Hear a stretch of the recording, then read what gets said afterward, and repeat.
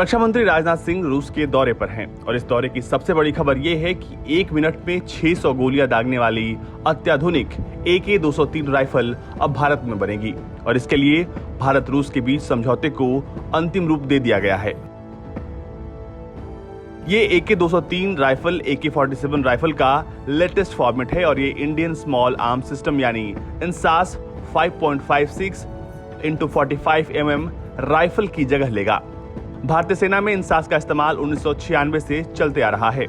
रूस की सरकारी समाचार एजेंसी स्पुतनिक की ओर से मिली जानकारी के मुताबिक मौजूदा वक्त में भारतीय थल सेना को करीब 7,70,000 AK-203 राइफलों की जरूरत है। बाकी 1 लाख का आयात किया जाएगा, जबकि बाकी को देश में ही तैयार किया जाएगा।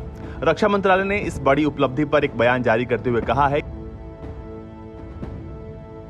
कि दोनों पक्षों ने AK-203 राइफल के प्रोडक्शन के लिए भारत रूस संयुक्त उद्यम की भारत में स्थापना को लेकर अंतिम चरण की चर्चा का स्वागत किया है और ये मेक इन इंडिया कार्यक्रम में रूसी रक्षा उद्योग को शामिल करने के लिए बहुत ही सकारात्मक आधार प्रदान करता है। इसके साथ ही रूस के रक्षा मंत्री जनरल सर्गेई शोइगु ने मेक इन इंडिया कार्यक्रम को सफल बनाने में सक्रियता से शामिल होने की रूसी पक्ष की प्रतिबद्धता को दोहराया और कहा कि इन राइफलों को भारत में संयुक्त उद्यम भारत रूस राइफल प्राइवेट लिमिटेड यानी IRRPL के तहत बनाया जाएगा। इसकी स्थापना आयुध निर्माणी बोर्ड यानी OFB, क्लाशनिकोव कंसर्न और रोसोबोरॉन एक्सपोर्ट के बीच हुई है। खास बात यह है कि पुराने मॉडल से उलट ये राइफल हिमालय जैसे ऊंचे इलाकों में भी बेहतर होती है। हाल के वक्त में हुई सैन्य झड़पों को देखते हुए ये डील एक अहम मौके पर की गई है। बताया तो ये भी जा रहा है कि OFB की IRRPL में 50.5% शेयर होल्डिंग होगी, जबकि क्लाशनिकोव समूह की 42% की हिस्सेदारी होगी। रूस की सैन्य निर्यात के लिए सरकारी एजेंसी रोसोबोरॉन एक्सपोर्ट की शेष 7.5% की हिस्सेदारी होगी।